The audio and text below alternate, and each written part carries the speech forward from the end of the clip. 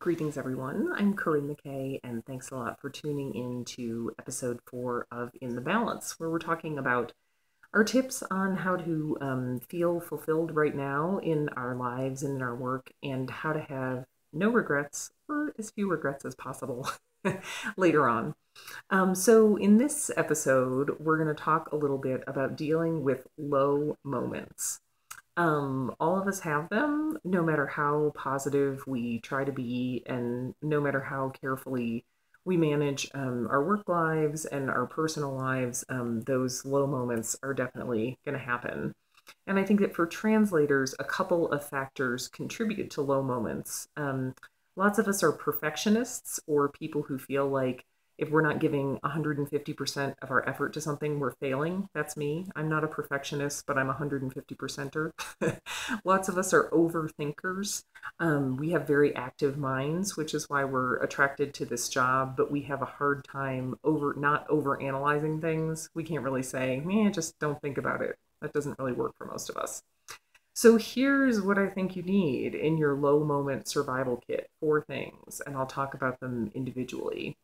1, an inspiration file. 2, some cheerleaders. 3, take your mind off at activities. And 4, the ability to recognize and deal with your own mistakes. And this ties into a question that a standing out member, Teresa, sent me about dealing with bad feedback from clients. We'll talk about that a little bit. So step 1, information or inspiration file. This is a repository for everything positive that somebody says about you so that you can go back and look at it when you need to. So if a client or a colleague gives you a compliment, inspiration file. Somebody sends you an email and says they loved a presentation you gave or an article you wrote, into the inspiration file it goes. You could even take screenshots of nice comments on Standing Out or nice tweets or anything. And then in a low moment, you go back and read those. I actually have a folder called Inspiration in my email. 2, cheerleaders. Those are the people in your life whose opinions you really value and who can kind of talk you down when you need it. So my main cheerleaders are my husband and my colleague Yves Baudeux. So a number of years ago, Yves was actually living in France at the time. I had a super upsetting and stressful situation with a client, and I literally emailed Yves and said, can you just give me a pep talk here? And she wrote back and said, we've worked together for 10 years. You've never let me down. I think the client is probably having a bad day, upset about something else. Or sometimes in a low moment, my husband will ask me, what would it take for you to feel better? Even if you feel like that thing can't happen, just say it. And I have to say that that does help.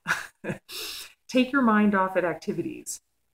We all know that as translators, we have a tendency to overthink, overanalyze, and sometimes really in a bad situation, there's nothing to do because you can't change what already happened. An example of that would be Teresa's question about dealing with negative feedback from clients. But it also doesn't really work to just say, forget about it, just let it go. So you need something to actually do that's so mentally consuming that you couldn't think about anything else if you wanted to. I'd say for me, those are my sports interests like mountain biking or skiing or taking an exercise class and playing the lute. I have to concentrate so hard when I'm doing those things that I forget about everything else. Finally, but perhaps most importantly, you need to be able to recognize and deal with your own mistakes, both in specific situations and in general. So in a specific situation, when you realize that you've made a mistake, like maybe that negative client feedback was because you didn't, let's say, proofread the translation carefully enough. Maybe the client had a point. You need to do 3 things. Apologize honestly, do what you can to make it right, fix the translation, offer a discount, and then move on because regret is a huge waste of emotion. If you figured out how to change the past, let me know because otherwise we need to try not to be consumed by regret. And to move on, you might need to go to one of the methods I already talked about. Read your inspiration file, ask your cheerleaders for a pep talk, or do one of your take your mind off it activities. And in a bigger way, I think when you see a negative pattern in your work life, you need to use that as a catalyst for change. So, for example, when I had been freelancing about 3 years, I had this really low moment where I said, I am working way too hard for the amount of money I'm making. So I used that as a kick in the pants to change my business because I realized that that way of running my business was a big mistake.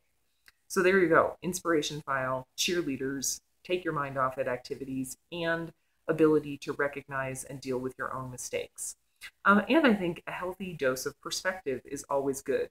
At one point recently, I was dealing with a super stressful work related situation, and a colleague said to me, "Look, some people, like surgeons and pilots, have jobs that really have life and death consequences. And for most translators, no matter how stressful our work lives ever get, no one's going to die. It feels awful in that moment, but that moment is going to pass." So, with that, over to you. Chime in and give us your tips for dealing with low moments or a story about a low moment and how you dealt with it. And I'll be back in 2 weeks with episode 5, where we're going to talk about how to apply lessons from other areas of life to your work life. So, what have you learned outside the office that you can apply inside the office? Thanks a lot, and talk to you then.